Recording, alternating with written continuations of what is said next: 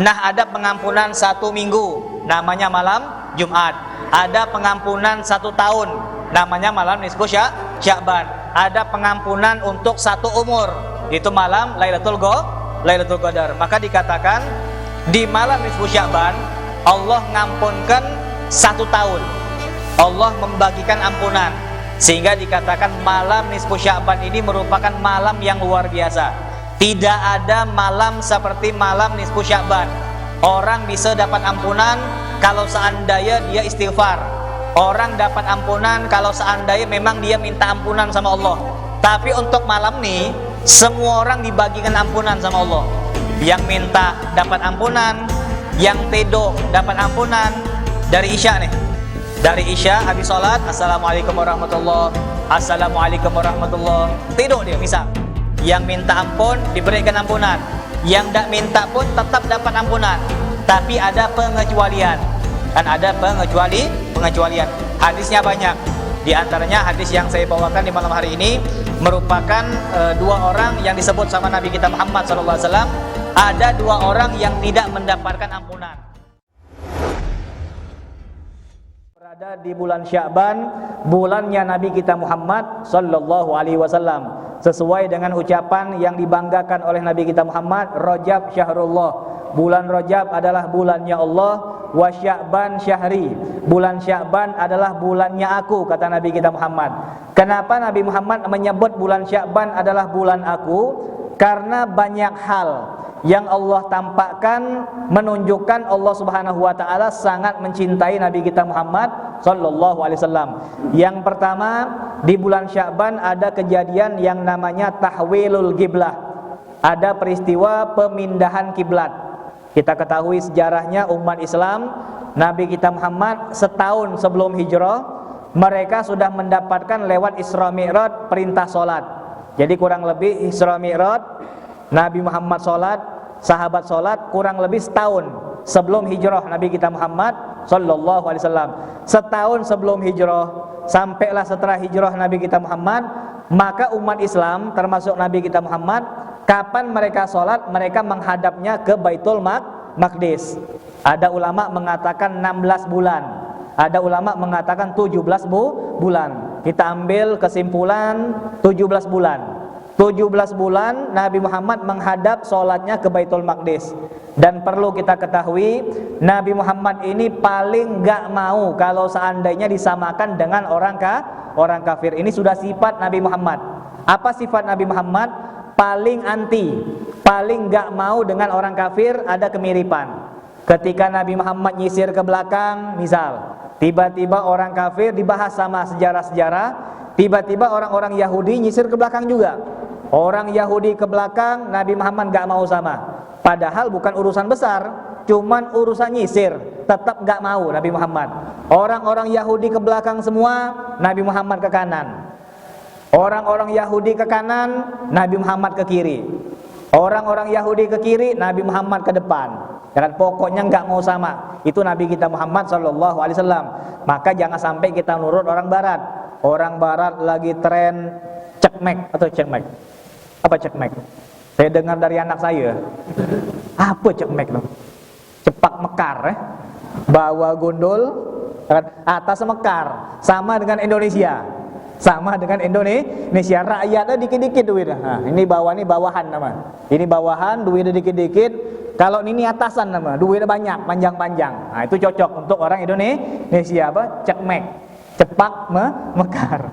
Misal, cepak mekar tadi dimulai oleh orang Barat, maka jangan sampai kita ngikut juga tren cepak mekar. Atau orang Barat lagi tren rambutnya ke atas semua. Ngelihat artis ini ke atas, lihat artis band ini ke atas, kita ngikut juga.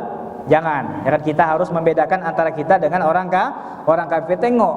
Nah, guru-guru kita macam mana? Ya, bukan nengok gaya rambut, bukan, tapi itu hanya sedikit contoh saja.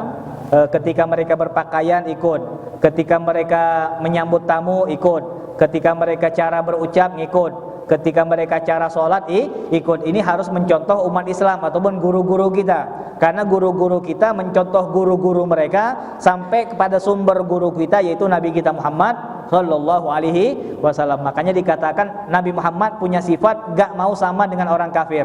Termasuk masalah kiblat. Ketika Nabi Muhammad menghadap ke Baitul Maqdis, orang-orang kafir pun juga sama menghadap ke Baitul Maqdis.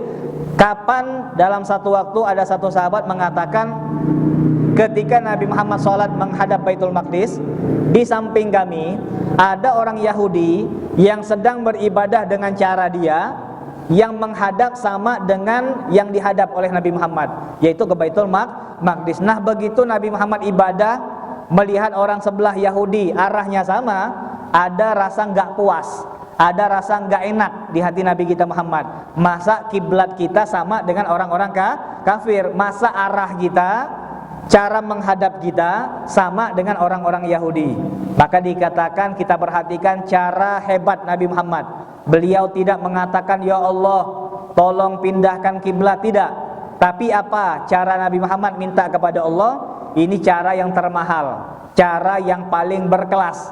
Nabi Muhammad gak perlu ngangkat tangan, Nabi Muhammad gak perlu sujud dengan sujud yang lama, cukup Nabi Muhammad ngangkat kepala.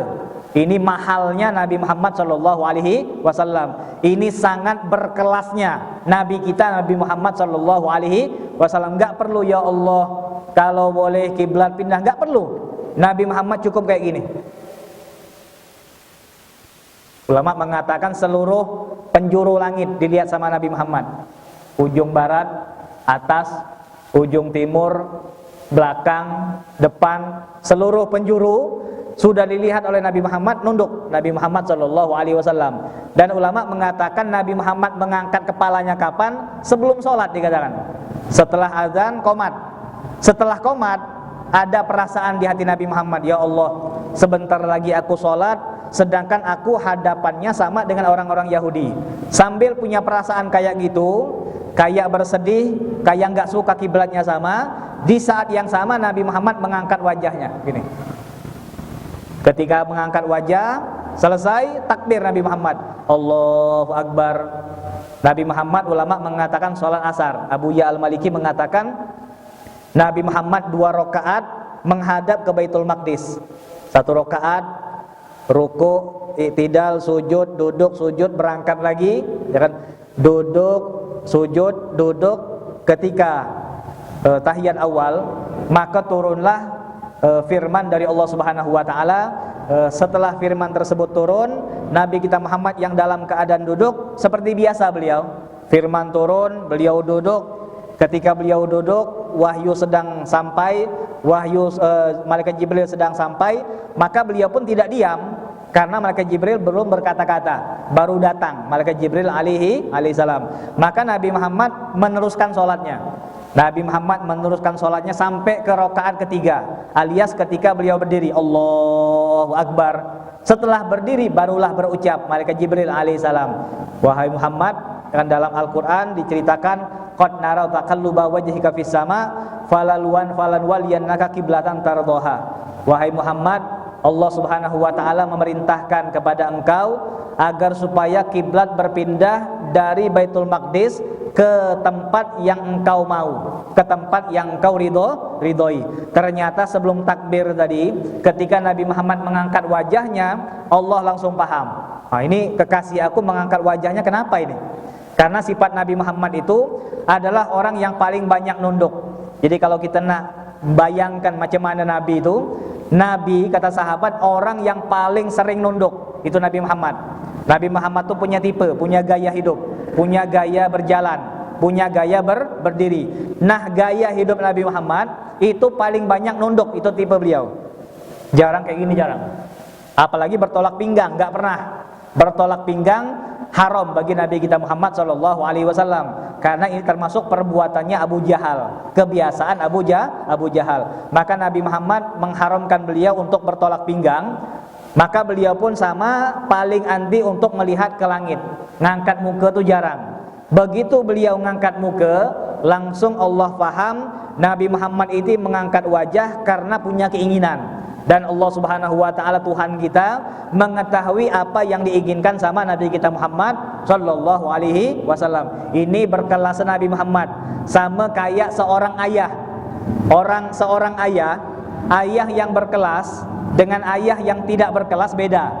Kalau ayah yang tidak berkelas alias tidak berkelas di mata anak-anaknya, mungkin kalau seandainya ayahnya marah, anak ngelawan. Hei, dari mana kau? Kamu nanya. Nah, kata, kalau ada anak macam nih, tempeleng, ya kan? Ada tak kira-kira anak macam nih?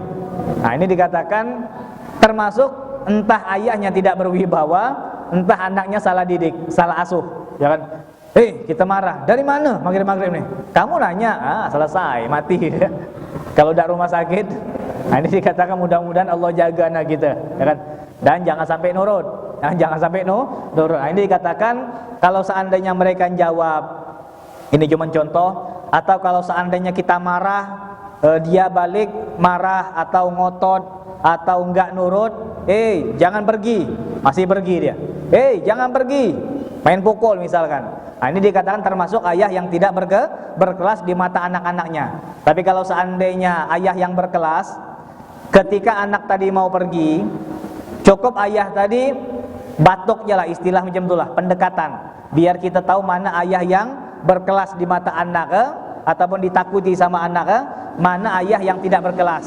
Kapan anak tadi nak keluar, dia kan punya perasaan, kira-kira ayah nih marah dah, kalau keluar siang-siang. Kan ayah pernah bilang, kalau siang tidak boleh keluar, siang harus istirahat.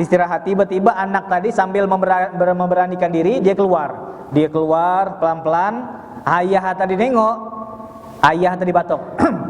Nah, kalau ayah tadi berkelas, denger batuk ayah, mundur lagi, dak ya, cuma nak balik kasut je lah, cuma nak balik kasut. Ini kalau seandainya ayah berkelas dosa, nak kemana? Berani keluar sembada, cukup batuk je lah. Dengan suara kecil tadi lah takut, itu menandakan ayah yang berkelas. Namun itu bukan pembahasan kita. Bagaimana cara jadi ayah yang berkelas bukan pembahasan kita. Kita hanya pendekatan saja. Ini merupakan ayah yang berkelas, sehingga cara negornya pun cukup dengan batuk saja, cukup dengan melotot saja, cukup dengan pandangan yang tidak menyenangkan saja, sudah paham anak kita. Begitulah Nabi kita Muhammad. Ketika beliau minta kepada Allah, enggak perlu ya Allah, tolong pindahkan kiblat. Aku enggak senang, sahabat-sahabat pun enggak senang, aku dicaci, aku dihina, enggak. Cukup Nabi Muhammad ngangkat muka, tahu Allah Subhanahu wa taala. Ini kalau kita nak tahu hebat Nabi kita Muhammad sallallahu alaihi wasallam. Maka dikatakan Allah Subhanahu wa taala mengiyakan permintaan hatimu yang mana engkau kepengen kiblat dipindahkan ke arah yang engkau sukai, dan Allah sudah tahu kiblat yang engkau sukai adalah Masjidil Haram. Maka kata Jibril alaihissalam, mulai sekarang Allah Subhanahu wa taala memindahkan kiblat dari Baitul Maqdis ke Masjidil Haram. Nah, di masjidnya Nabi kita Muhammad dikatakan di waktu itu disebut dengan zaman sekarang Masjid Kiblaten. Itu di masjid tempat Nabi Muhammad sholat. Istilahnya misalkan ini Nabi Muhammad sholat menghadap ke Baitul Maqdis. Ini Masjid Kiblaten, Masjidil Aqsa di situ. Masjidil Aqsa di situ, Masjidil Haram di belakang. Jadi pindah bukan sini ke sini, bukan. Tapi pindah dari sini ke sini. Jauh dah kira-kira. Jauh kan? Masjidil Haram ke sana, Masjidil Aqsa ke sana, Masjidil Haram ke sana. Jadi begitu malaikat Jibril nyuruh pindah kiblat, maka Nabi Muhammad langsung muter belok ke kanan. Karena Nabi Muhammad yuhibbut tayamun. Nabi Muhammad itu suka ke kanan, berbelok ke kanan, jarang ke kiri. Makanya kalau kita nak ambil barang di belakang kita, sunnah belok ke kanan dari hal-hal yang kecil. Dari hal-hal yang kecil kita ngikut dengan Nabi Muhammad, tidak perlu hal-hal yang besar. Kadang orang-orang zaman sekarang ini mereka lebih condong milih ngikut Nabi Muhammad dalam urusan hal-hal yang besar. Tapi hal-hal yang kecil, gara-gara tidak diviralkan orang, gara-gara tidak dibicarakan sama orang, tidak diperdulikan sama orang, tapi tetap kita ketahui ini juga sunnah Nabi kita Muhammad sallallahu alaihi wasallam. Pakai baju kanan, enggak perlu kita selfie atau kita siaran langsung. Inilah cara pakai baju versi Nabi Muhammad. Nah, ini kan zaman sekarang kan dikit-dikit viral, kan? Viral, baju viral, rumah viral, bini viral, nanti segala macam. Pokok yang viral. Ini kan tidak perlu kita nak live cara pakai baju yang disunahkan sama Nabi. kurang bagus, ya kan? Takut kita salah niat, apalagi di zaman sekarang. Walaupun orang tidak tahu, walaupun orang tidak bahas, tetap yang namanya kanan itu dalam hal apapun yang baik disukai sama Nabi kita Muhammad sallallahu alaihi wasallam, termasuk belok kanan. Itu hebatnya Nabi. Untuk urusan beloknya lah, padahal apalah beda kanan sama kiri, tapi Nabi Muhammad tetap merupakan orang yang paling tertib hidup. Langkah tertib, cara belok tertib, cara ngambil sesuatu juga tertib. Ketika belok ke kanan itu Nabi Muhammad, setelah belok kanan Nabi Muhammad maju. Kan istilah macam ni nih. Di sini imam nih. Di sini imam, di sini jamaah laki, di sini jamaah puan. Itu kejadian waktu itu. Ini Nabi Muhammad ngadap ke Baitul Maqdis. Di sini makmum laki-laki, di belakang makmum perempuan. Jadi proses perpindahan kiblat tadi diberi tahu sama Jibril alaihissalam. Nabi Muhammad langsung berbelok jalan langsung ke depan perempuan. Kan kiblat di sana kan? Ke depan perempuan. Dan hebatnya sahabat Nabi Muhammad, mereka tidak ada bingung, "Dok, ngapa nih Nabi nih berlari?" Tidak. Mereka langsung tahu, seakan-akan yang di belakang Nabi Muhammad itu adalah ustadz semua, orang yang sudah paham, ya kan? Orang yang punya kecerdasan yang luar biasa. Seakan-akan mereka sudah punya feeling. Oh, kita lah tahu Nabi Muhammad tuh kayak kurang suka kiblatnya sama dengan orang-orang Yahudi. Berarti barusan Nabi Muhammad dapat ayat yang kemungkinan Allah nyuruh kita berpindah kiblat. Langsung Allah beri pemahaman kepada sahabat-sahabat Nabi Muhammad. Jadi tidak ada yang dok ngapa wahai Rasulullah bubar dah. Ini hebatnya sahabat Nabi Muhammad sallallahu alaihi wasallam. Seakan-akan di belakang beliau tuh ulama semua yang langsung nalar ilmu mereka. Ini berkat kemuliaan sahabat Nabi Muhammad sallallahu alaihi wasallam. Maka Nabi Muhammad muter ke kanan, berjalan langsung ke depan sana, melanjutkan sholat beliau. Maka perempuan dikatakan mereka satu rombongan dengan cara yang bagus, muter dari kanan. Ini sahabat muter balik. Jadi kata Nabi Muhammad, waktu itu orang yang di sop depan menjadi sop yang paling belakang. Tapi untuk hari ini kata Nabi Muhammad, gara-gara penyebabnya adalah perpindahan kiblat, tetap sama. Maka di hari ini orang yang di sop pertama tiba-tiba berbalik menjadi sop yang belakang, tetap mendapatkan faedah sop yang pertama. Sop yang belakang menjadi sop depan, tetap mendapatkan nilai sop yang terakhir, kata Nabi kita Muhammad sallallahu alaihi wasallam. Sehingga sahabat yang belakang tidak perlu marah ataupun berkecil hati. Kami sudah berebut, kami rela untuk diundi untuk sop pertama, tiba-tiba dengan gampangnya, dengan mudahnya mereka dapat sop yang pertama. Kata Nabi Muhammad, untuk urusan pahala sama dengan yang awal. Kapan kita berdiri? Jadi Nabi Muhammad maju, sahabat laki-laki belok dan membelokkan badannya. Yang perempuan muter dari kanan langsung di belakang. Itulah peristiwa perpindahan kiblat yang terjadi di zaman Nabi kita Muhammad sallallahu alaihi wasallam. Dan perlu kita ketahui, sembayang yang ada dua kiblat cuman ada di zaman Nabi Muhammad. Yang pertama di Masjid Kiblatain. Abu Ya al-Maliki mengatakan di waktu asar. Di waktu asar Masjid Kiblatain terjadi dua kali kiblat. Jadi 2 rakaat Masjidil Aqsa, 2 rakaat Masjidil Haram. Setelah heboh, setelah tersebar berita ini, maka sampailah berita di Masjid Madinah ataupun Masjid Nabawi, Masjid Nabi kita Muhammad, mereka mulai berpindah dari kiblat Baitul Maqdis ke Masjidil Haram nanti di waktu maghrib. Maka sahabat diperintahkan sama Nabi Muhammad, ayo sebarkan berita ini ke masjid-masjid, ke rumah-rumah, kasih tahu rumah ini, kasih tahu masjid ini bahwasanya kiblat sudah berpindah. Ternyata ada satu masjid yang jauh. Masjid apa itu? Masjid Kuba. Masjid yang jauh tadi, kata sahabat, ya Rasulullah, ada sikok tempat yang belum kita beri kabar. Tempat apa tuh? Masjid Kuba. Maka di malam itu Nabi Muhammad mengatakan, mulai sekarang berangkatlah kalian di malam hari ini ke Masjid Kuba. Kasih tahu mereka bahwasanya kiblat sudah berpindah. Maka sahabat beberapa orang diutus sama Nabi Muhammad berjalan meninggalkan Madinah menuju Masjid Kuba. Berjalan menuju Masjid Kuba. Mereka berjalan di waktu malam. Sampai di Masjid Kuba orang sedang sembahyang subuh. Dan orang sedang sembahyang subuh. Sudah lewat 1 rakaat. Jadi Masjid Kuba 1 rakaat mereka menghadap ke Maqdis. Begitu mereka naik ke rakaat kedua, Allahu Akbar, sahabat baru nyampe.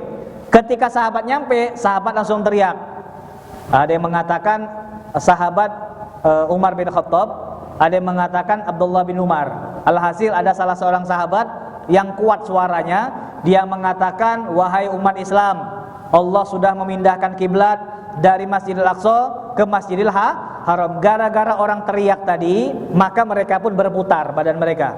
Berputar, belok kanan, mereka mencontoh Nabi Muhammad. Maka di Masjid Quba tadi sholat subuh 2 rakaat. Rakaat pertama menghadap ke Baitul Maqdis, rakaat kedua menghadap ke Masjidil Haram. Maka kita ulangi sekali lagi, sholat ataupun sembahyang yang punya 2 kiblat hanya ada di zaman Nabi kita Muhammad SAW. Kalau kita zaman sekarang, tidak boleh sholat dengan 2 kiblat. Misal macam ni, nanti sebentar lagi lebaran nih. Sebentar lagi lebaran, pas ini penutupan. Kapan kita namu ke Pangkal Pinang? Kapan kita namu ke Palembang? Kapan kita namu ke rumah saudara kita yang di Turki sana? Misal, kita namu ke Malaysia, kita namu ke Singapura. Kapan kita namu? Kita nanya, nak, kiblat kemana nak? Nanya sama anak kita, nanya sama anak kawan kita. Nak, kiblat di rumah ini di mana? Situ. Oh, di situ. Mungkin anaknya kawan kita malu, minimal nanya anak ke. Sudah besar, insya Allah dia lah paham. Di mana kiblat? Di situ pak. Kapan kita sholat? Allahu Akbar, Bismillahirrahmanirrahim, Alhamdulillahirabbil alamin. Kawan kita keluar, nengok kita sembahyang di kamar dia. Dok, Bang Oji, salah kiblat nih. Kita ke sembahyang, dia ngomong, Bang Oji, salah kiblat nih, bukan di sini, di sini. Kalau lah salah, tak boleh kita, kuna ikut Nabi. Tak boleh, kan? Tak boleh. Karena syarat solat dikatakan harus menghadap kiblat ketika takbiratul ihram. Kalau seandainya kita takbir salah kiblat, tak boleh. Karena kita solat bukan dengan ijtihad, baru nanya dengan anak kecil. Nah, ini dikatakan kalau seandainya ternyata kiblatnya salah, tak boleh kita nyontoh Nabi. Oh, Nabi belok, belok juga, tak boleh. Ya kan? Kita langsung batal, kan sholat kita langsung batal. Atau kebanyakan orang zaman sekarang sering kayak gini, kapan kurang miring, sering tak kira-kira? Banyak gitu kan? Duk, kayak kurang miring dia nih, kayak kau ini kurang miring, langsung kita gini kan badan. Boleh tak kira-kira? Ya kan? Dia kesembayang nih. Untuk orang yang paham enak, tapi untuk orang yang tengah ada masalah dengan bini ya, bisa terpukul kawan belakang. Bisa terpukul, dibelok kan. Nah ini kalau seandainya belok, dibahas sama ulama. Yang terakhir, Al-Habib Muhammad bin Syahab, Al-Habib Muhammad bin Husain bin Syahab, Palembang, mertuanya Habib Bagir. Beliau memberikan penentuan kemarin, termasuk menyampaikan lidah Al-Habib Umar bin Hafid. Batasan kita boleh geser tadi, dan batasan kita boleh geser badan orang, atau kita boleh geser badan kita, itu tidak lebih dari 10 derajat. Dan tidak lebih dari 10 derajat. Jadi kalau kita punya alat, boleh kita tengok. Kita harus tahu 10 derajat tuh miringnya macam mana. Dan 10 derajat tuh miringnya macam mana. Kalau cuma sedikit, ada masalah. Kalau cuma sedikit, kurang miring kayak kau nih, sedikit, tidak apa-apa. Tapi kalau seandainya lebih dari 10 derajat, tidak boleh. Ini kunci yang harus kita pegang. Kita boleh bergeser kalau seandainya tidak mencapai 10 derajat, atau minimal kita ambil keringanan batasannya 10 derajat lah. Kalau lebih dari 10 derajat batal kita. Salah kiblat, bukan sini. Pernah di masjid kami itu di pondok pesantren, biasanya orang patokannya mimbar kan. Nah kebetulan waktu itu kami sedang bersih-bersih. Jadi kiblatnya dibersihkan di belakang. Waktu dibersihkan di belakang, ada tamu datang, dia nengok, oh tuh mimbar, Allahu Akbar. Ya kan? Kata adik kelas saya diputar, Pak maaf kiblatnya bukan di situ, itu mimbar lagi dibersihkan, diputar sama dia. Nah ini contoh, ya kan? Orang yang sholat salah kiblat. Kalau salah kiblat, tidak boleh mutar. Kalau seandainya sedikit, boleh kita mutar. Tapi kalau seandainya lebih daripada 10 derajat, maka sudah batal sholat kita. Harus kita ulang dari awal. Ini yang terjadi di zaman Nabi kita Muhammad sallallahu alaihi wasallam. Kemudian peristiwa yang terjadi pada bulan Sya'ban, adalah pembelahan bulan yang sering kita dengar, syaqqul qamar. Orang-orang kafir memanggil Nabi Muhammad. Mereka mengatakan, wahai Muhammad, kalau memang engkau ini Nabi, coba bulan purnama itu kau belah. Maka dibelah bulan tersebut oleh Nabi kita Muhammad SAW, benar-benar terbelah menjadi dua. Yang satu di gunung yang satu di gunung yang kedua. Dipisah sejauhnya oleh Nabi Muhammad. Setelah dipisah, kata Nabi Muhammad, ishadu, orang-orang kafir, tengok benar-benar dengan mata ika. Tuh, bulan yang ika pinta dibelah, laku belah. Laku lihat semua, mereka diam. Setelah waktu yang cukup puas, mereka melihat disatukan lagi oleh Nabi kita Muhammad. Setelah disatukan, Abu Jahal mengatakan, wahai Rasulullah, kayak salah lihat tadi itu. Coba ulang lagi. Maka dua kali diulang oleh Nabi kita Muhammad sallallahu alaihi wasallam. Dibelah dua kali oleh Nabi kita Muhammad dan digabungkan oleh Nabi kita Muhammad sallallahu alaihi wasallam. Maka ulama mengatakan kalau seandainya dulu orang-orang kafir tidak minta dikembalikan bulan tersebut digabung lagi, mungkin sampai sekarang bulan itu ada dua, dibagi dua sama Nabi kita Muhammad sallallahu alaihi wasallam. Maka Nabi Muhammad menawarkan, "Nah, ditutup apa enggak nih?" Kata mereka, "Tutuplah kalau kau mampu." Ditutup lagi sama Nabi kita Muhammad sallallahu alaihi wasallam. Ini kejadian pembelahan bulan tersebut yang dibelah oleh Nabi kita Muhammad itu terjadi pada bulan Sya'ban. Ini bulan Sya'ban merupakan bulan yang sangatlah luar biasa. Belum lagi nanti kita bakal memperjelas ada yang namanya malam nisfu Sya'ban. Di sini saya tidak banyak membahas malam nisfu Sya'ban, hanya sedikit saja karena pembahasan nisfu Sya'ban ini butuh pembahasan yang luas.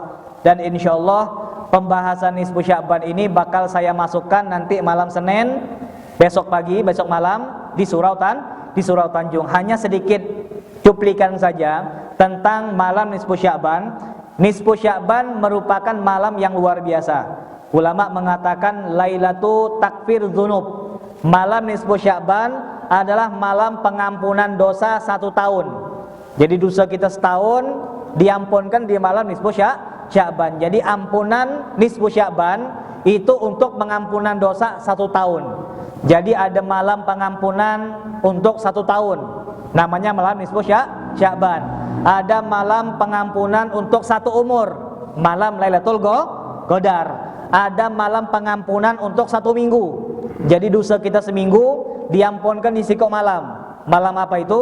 Malam Jumat. Maka jadikanlah malam Jumat itu kita tidak ada kemana-mana, harus ada ibadah, minimal Yasin, minimal ngaji, minimal baca beberapa zikir, ataupun mengajarkan anak kita Iqra boleh, nak main boleh, tapi khusus malam Jumat kita kumpul nak baca Yasin boleh, nak baca Iqra boleh, nak baca zikir boleh, kita bacakan tahlil untuk ayah kita yang lain meninggal boleh, kita tahlil yona untuk mak kau yang lain meninggal kemarin boleh.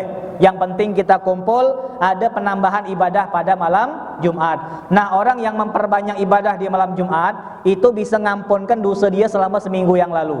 Jadi kesalahan dia pernah salah ngomong, dia pernah salah bertindak, salah berpikir, atau mungkin punya kekurangan-kekurangan, khilaf ataupun kesalahan-kesalahan, itu bisa diampunkan di 1 malam, yaitu malam Jumat.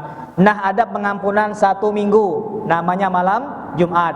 Ada pengampunan 1 tahun, namanya malam nisfu Sya'ban. Ada pengampunan untuk 1 umur, itu malam Lailatul Qadar. Maka dikatakan di malam nisfu Sya'ban Allah ngampunkan 1 tahun, Allah membagikan ampunan, sehingga dikatakan malam nisfu Sya'ban ini merupakan malam yang luar biasa.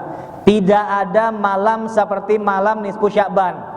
Orang bisa dapat ampunan kalau seandainya dia istighfar. Orang dapat ampunan kalau seandainya memang dia minta ampunan sama Allah.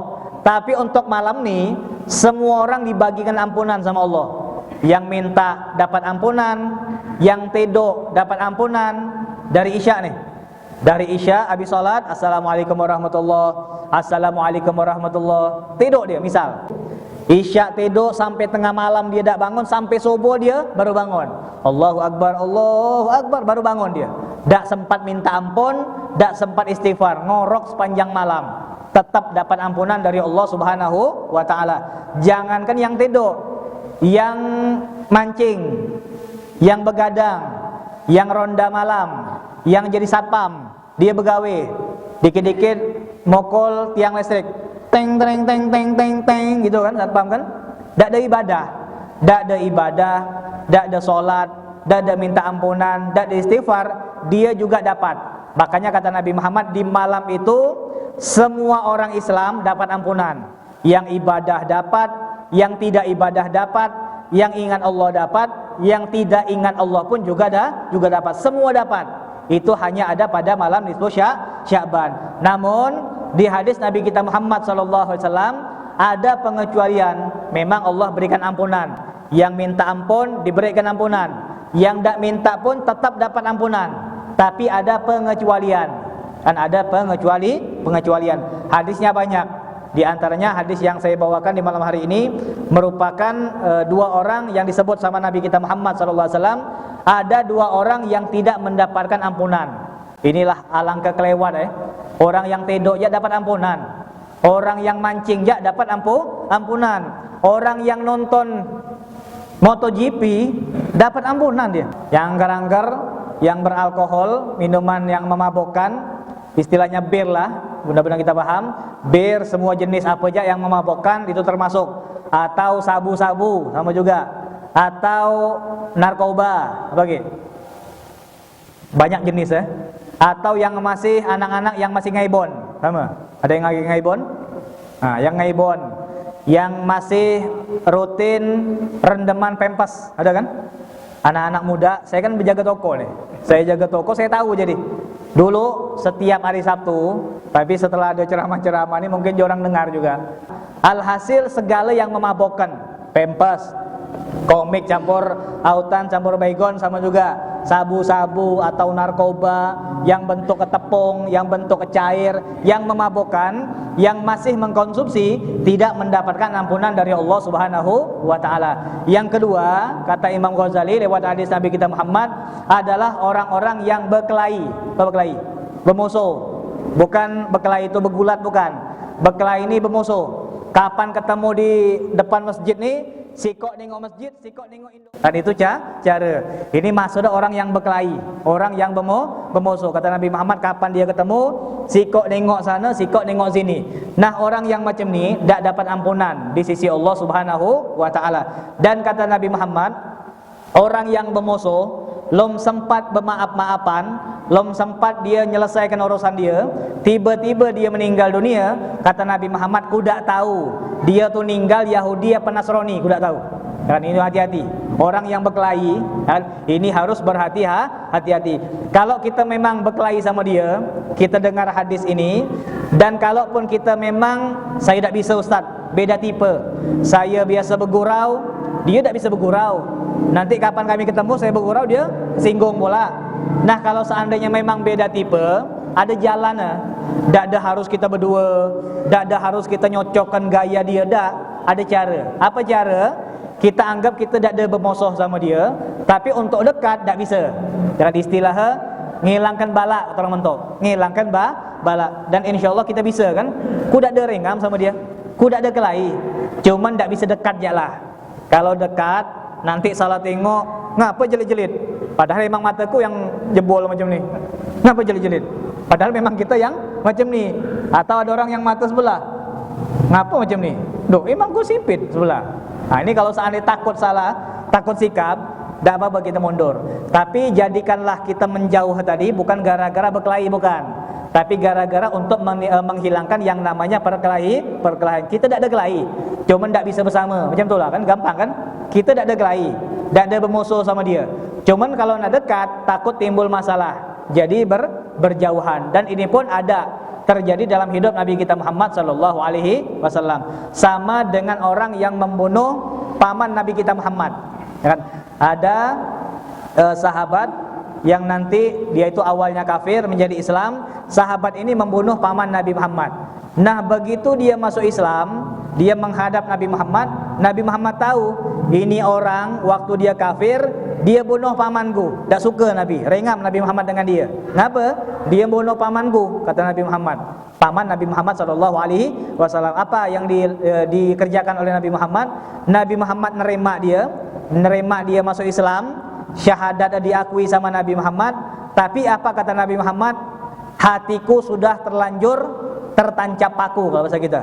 Aku sudah terlanjur rusak hatiku gara-gara perbuatanmu, maka dikatakan mulai hari ini kau jangan dekat-dekat denganku. Ku tak ada benci dengan kau, ku tak ada bermusuhan dengan kau, ku tak ada ngelaknat kau, cuman ku tak bisa tengok kau. Kalau ku nengok muka kau, ku ingat tindakan kau dulu, bodoh pamanku. Maka kata Nabi Muhammad, untuk itu berjauhanlah. Maka Wahsy tadi dikatakan sangat hancur hatinya. Namun alhamdulillah, walaupun dia tidak boleh ketemu sama Nabi, minimal dia sudah masuk agamanya Nabi kita Muhammad sallallahu alaihi wasallam. Ini contoh. Nabi Muhammad mengatakan, wahai Wahsy, ku tidak marah sama kau, tapi untuk ketemu jangan. Kalau bisa jangan kau tampakkan muka kau depan mukaku, jangan. Takut teringat, kata Nabi Muhammad. Makanya Wahsy pintar. Walaupun dia bersama Nabi Muhammad, tapi dia nyari tempat-tempat yang jauh. Dia nunduk, dia tidak ketemu sama Nabi Muhammad. Dan Nabi Muhammad pun paham, dia nunduk.